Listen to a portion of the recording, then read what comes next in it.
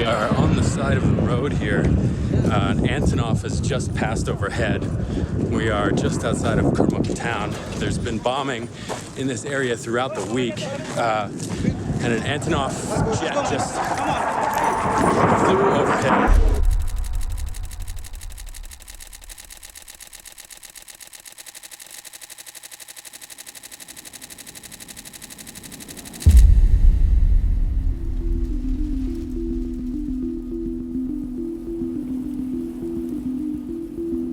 I really consider myself a conflict photographer, but I make the important distinction that I'm not necessarily a combat photographer. What ultimately motivates me and what defines the work that I do is exploring the conflicts behind combat. I get really close to people. We have an exchange. Sometimes it's weeks, sometimes it's months, sometimes it's minutes. But we have an exchange, and then I say, let me represent you.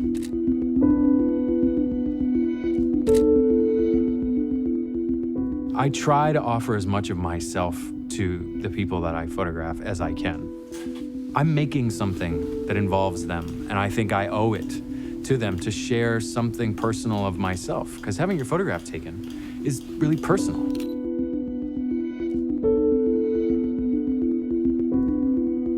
One of the pictures that I took was of a woman who is laying on an operating table in a very remote field hospital. And she had just had bullets extracted from her chest. And she was laying on the table and she had her shirt removed, so she's bare-chested. There wasn't anesthetic, and so this guy had just been rummaging around in these wounds. The look in her face to me was really the desperation, the damaging impact of war. It's not dramatic in a way. It's quiet, and it's not part of a story of frontline explosions. It's not that type of picture. It's the type of picture of the way that war just continues to eat away at societies.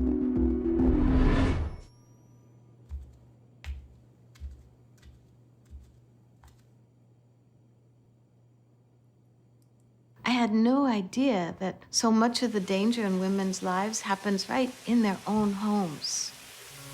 We're living in a home that should be our sanctuary, and it's like living in a war zone. I wanted to live with women, sleep in the beds next to their crying bodies, and hear their little kids screaming and crying all night long. Because with conflict photography of this intimate nature, it doesn't happen for a long time that you get to see what people are really about. If I'm there, it hurts less than when I'm just reading about it in the paper and I feel so powerless. It's been meeting women like this that I started to understand how deep the psychology is to accept abuse. Like here, this woman was in the hospital with this big, gaping knife wound. And I said, well, are you gonna press charges against him? And she said, no. And I said, well, why not? And she said, it's very hard to believe that somebody you love a lot would do something like this to you. There are moments of extreme tension and extreme pain and extreme sadness, but there's also a really light side. I wish that those photos would make it through more. Those moments where people have something to celebrate despite the hardship.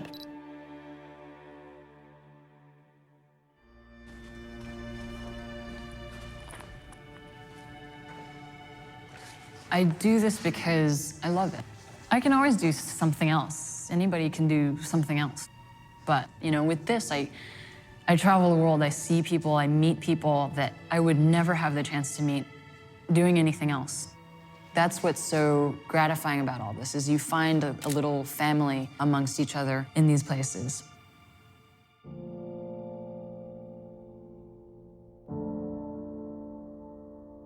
Chris Hondros was a really close friend. I looked up to him a lot, On April 19th, we all went to Misrata.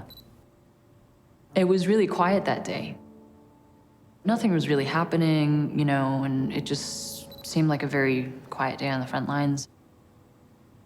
The next day, they went back out there, but I chose to go elsewhere. I went to the port where there were a lot of migrant workers fleeing from the conflict. When I got back to the house that we were all staying in, nobody was around, and it was really kind of strange. I knew at that moment something had happened. When I walked into the ICU, I couldn't recognize him. And I sat next to him and just held his hand for, a while, and kind of wondering if he was gonna wake up. Chris passed shortly after that.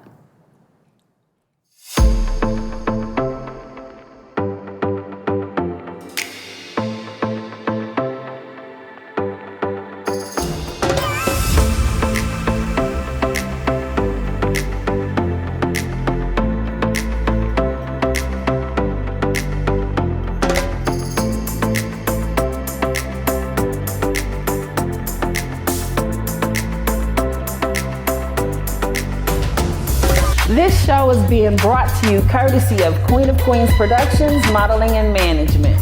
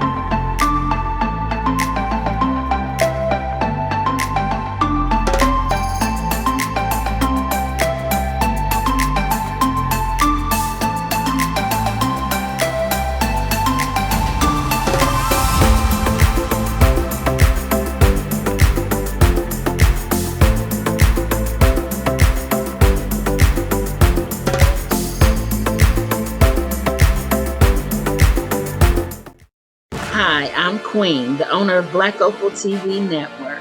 I am excited to be announcing to you today that I am looking for 22 queens who create their own content and who would like the opportunity of airing their own show on Black Opal TV Network. Submit today. If you would like to have your own show and you're a creative queen, contact me. I am Queen. Black Opal TV Network at gmail.com.